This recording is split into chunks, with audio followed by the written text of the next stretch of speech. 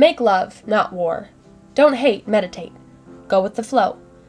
You may have heard of some of these quotes before. However, you might not know about their origins. All of these and more stem from the infamous hippie movement of the mid to late 1960s, where long hair and tie-dye were commonly worn and the Vietnam War and assimilation were commonly protested. However, this era is more than a Halloween costume. The hippie movement has its beginnings in San Francisco, California, where groups of open-minded, carefree youth began to accumulate. These groups began sharing similar ideals and beliefs after the assassination of President John F. Kennedy. And although hippies were not a political group, they had a large influence of the politics of the era. They shared a common hatred of all war, but specifically protested the war in Vietnam, which they were convinced was a waste of troops, money, and emotional loss. They also shared a common rejection of the assimilation ideals of the 1950s. In fact, some hippies go as far as to tell others not to trust anyone over 30. Hippie ideology is extracted from Eastern religions, especially Buddhism, in which people are strongly connected to nature. Hippies believe that humans are meant to live harmoniously with nature, and dreamt of a world where this could be a reality. They believed in dropping everything to live the way we were meant to. They grew out their hair and proudly showed a peace sign at every chance. Rejecting the formal necktie of the 1950s, they dressed colorfully, women in long dresses, men in fringe, and seemed to completely reverse the ideals of many previous generations. They meditated and lived in communes where they could congregate and listen to music. One of the strongest bonds holding hippies together was a love for music. In hippie communities, music from the likes of Janis Joplin, John Lennon, Jefferson Airplane, and Joan Baez was often used to express and inspire. Folk music, psychedelic rock, and good old rock and roll were amongst the types that hippies listened to. They set the stage for modern music festivals with a huge get-together in 1967. San Francisco was filled with young hippies for a huge celebration of music and peace called A Human Be-In. Another famous hippie music festival was called Woodstock.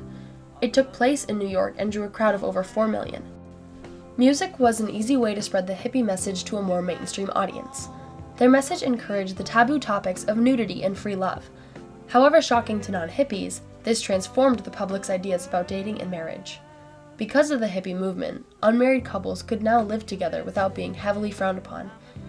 Hippies also normalized the use of contraceptives by openly encouraging different forms of birth control. However, this was not the only pill some hippies were taking. Hippies are widely known for their stereotyped love of many drugs, particularly mood-altering drugs like marijuana and psychedelic drugs like LSD. Taking trips on drugs was an easy way to enhance meditation and contemplation. Although not all hippies are guilty of this generalization, they are largely responsible for drug laws that are still in place today. One of these is the law banning LSD, which, despite protesting, has stayed in place. Some traffic laws still in existence were put into place as a result of hippies. The Woodstock Music Festival attracted a large crowd that led to one huge traffic jam. The government responded to this by passing state and local laws. Hippies protested many aspects of politics, including the presidents. Lyndon B. Johnson and Richard Nixon were not liked by the hippies, and the feeling was mutual. Their hatred came from the role of the presidents in the continuing of the Vietnam War. When conservative President Nixon began the drug war, the hippies and blacks knew they were being targeted, and many fought back in the form of peaceful protesting. However, hippies did more than just meditation and marijuana. If it weren't for its beginnings in San Francisco, the city would not be the same. Many see San Francisco as a weird or abnormal city, but its tourist economy and rich culture have the hippie movement to thank. Artists in the area rely heavily on and draw inspiration from the movement. Additionally, while hippies generally rejected wealth and materialism, this doesn't mean they did not contribute to economic growth. For example, San Francisco's tourist economy is also a tribute to this era.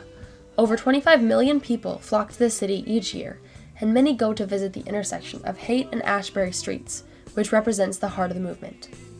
Hippies also had an impact on the environment. After all, how could they live in harmony with nature if it didn't exist? They worked hard to make sure that the Earth's cries were being heard, and their efforts led to a more conscious public. In fact, the first Earth Day was held in 1970 as a result of emerging concerns about air and water pollution. They had a deep connection to the planet, and even referred to it as Mother Earth. If Earth was the mother of the hippies, she sure provided her home-cooked meals with all the nutrients her children needed. Part of the hippie lifestyle included eating consciously. This entailed eating many plants and, yes, a vegetarian diet. Hippies began the entire organic and natural foods movement by encouraging eating what the earth bountifully provides. The phrase, "you are what you eat," became relevant when hippies began trading in TV dinners and Tang for avocados and tofu. The hippie diet has influenced the modern whole foods diet, which is now mainstream and incredibly popular. Another impact of these hippies is the progressive rights given to all sorts of people. For example, before the movement, homosexuality was scarcely talked about and often looked down upon. Hippies, however, encouraged any and all types of love and sexuality. Hippies rejected cultural exclusivity and promoted acceptance and inclusivity. Without the radical liberalism of the hippies, it's unclear if the U.S. would view the LGBT community with the widespread support it does today. Hippies also radicalized feminism, civil rights, and religious tolerance by fiercely believing in equality. Hippies aided the U.S. in its journey to become the accepting and multicultural land it is today. Liberation was something hippies believed in unapologetically. They believed in liberation from suburban standards, society, and assimilation. This led to a strong sense of individualism as opposed to the bandwagon ideals of republicanism the U.S. used to thrive on. Inspired by the permission to be themselves, people began dressing themselves in whatever they wanted and opening their previously closed minds. Ironically, the hippie movement ended parallel to how it began. Young people wanting to break free from the prison of previous generations and establish their own culture. Replacing the H and I in hippie with a Y and a U, yuppies began to overtake the 20th century. These individuals were the busy, fast-paced, and career-focused youth that uprooted the tree-hugging, laid-back, carefree hippies. They traded in the tie-dye and love for business suits and money. Yuppies saw hippies as washed out, lazy, and generally unmotivated. So, although times are a-changin', you might find that many hippie ideals paved the way for a new, tolerant, psychedelic United States. And although the movement died decades ago, many aspects are still relevant and applicable today. So let me play hippie's advocate and tell you to slow down and enjoy the big picture of life, because you might just find out that it's painted with tie-dye.